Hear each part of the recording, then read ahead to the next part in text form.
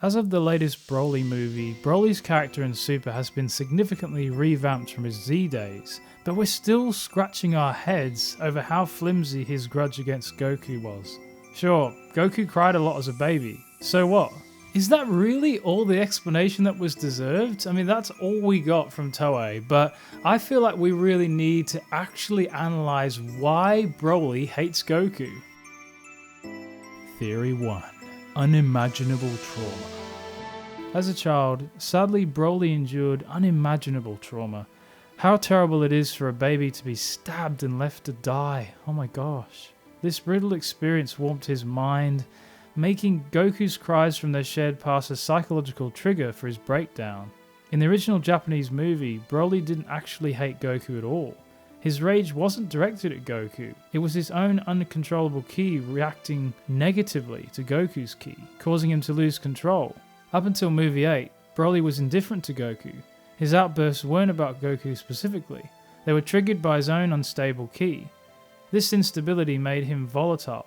But it wasn't until he encountered Goku that his condition spiraled out of control. Before that, Broly's behaviour was driven more by latent mental illness, extreme schizophrenia, and PTSD. Broly didn't turn into a berserker screaming for vengeance against Goku until the next film. But let's take a deeper look at Broly's condition.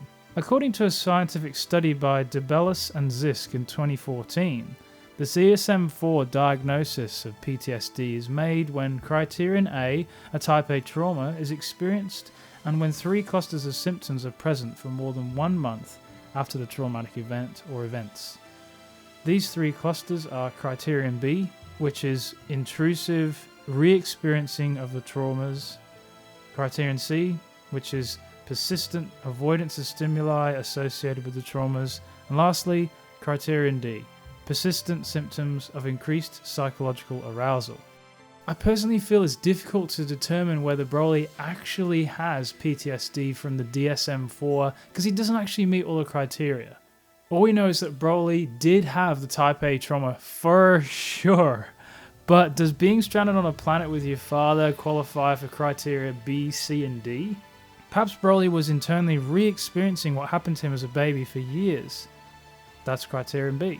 Perhaps he was continuously avoiding anything that would remind him or cause him to associate with the trauma he had as a baby, which could be criteria C. Perhaps he was continuously heightened in the fight or flight response due to his trauma, which could be criteria D. Without therapy, Broly was never able to work through and get out of that trauma that he experienced, and it lay deep inside of him. There was no way that he could work through it. I personally feel that Toei's original portrayal of Broly's character was really poorly executed, and they never went into the deeper issues like how it was to live a tyrannical father for so long. Like, these things were just not gone into in any depth, and it wasn't really that believable. So those things were glossed over. Theory 2. Broly is the true first, pure-hearted Saiyan.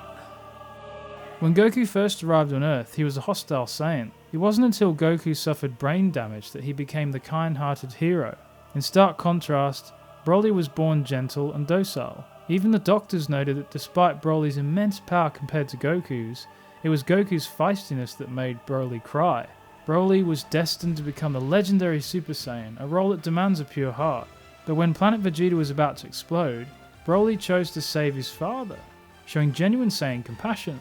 However, the immense trauma that he had endured scarred his psyche. His manic episodes weren't born out of cruelty, but from being utterly overwhelmed.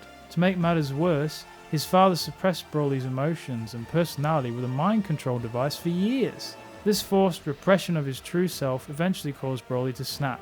When the collar finally came off, all the suppressed emotions surged to the surface, targeting Goku, the source of his first negative feeling and the root of his turmoil. His tragic descent into madness, driven by external forces and his own suffering, is one of the most heartbreaking tales in all of Dragon Ball. Theory 3. Broly's unintended programming to kill Goku. In the series, we never learn exactly when Saiyan babies are programmed. Some say it's during the flight to their target planet, and others say it's right after they're born. But if we go with the idea that the incubator pods were the actual programming machines, then it makes sense to believe that Goku's crying interfered with Broly's programming. He only heard Goku. instructions to destroy, and Goku. The rest of the programming wouldn't come until he was in the Saiyan pod, but he never got to that point. Thus, Broly was accidentally programmed to kill Goku. Takao Koyama, who wrote all the stories for the Dragon Ball movies, actually explained in an interview why Broly hates Goku. I sort of think though his comments, which we'll get into in a second, are actually still up for interpretation. I think there's still some subjective things about it, but let's look at what he had to say. The interviewer asks, when did Broly get awakened by grief, sadness? That's when he became the legendary Super Saiyan. The trauma from when he was a baby and the shock of meeting Goku triggered the transformation. The interviewer asks, does Broly remember his trauma as a baby as the only memory of defeat? Koyama answers, that's right, I didn't come up with it alone, but decided after discussing it with other staff members. The memory of Broly losing to Kakarot, who is far weaker than himself, remains a traumatic memory. When Broly loses, he remembers when he was a baby. I meant to allude to his trauma. Why does Broly hate Kakarot in that scene? I want you to judge for yourself whether this was properly conveyed to the viewers. So in summary, there are 4 theories why Broly hates Goku. Which one of these do you think, guys, was the most credible? Which one do you believe? Definitely let me know down in the comment section below. Thank you guys for watching. Please remember to like and subscribe, all the usual things, yada yada. And also, as I just said, if you haven't already, just a final reminder to comment down below which theory you think is the best, which the one you agree with. Anyways, guys, thank you guys for watching. Until next time, thanks. Kai Kai.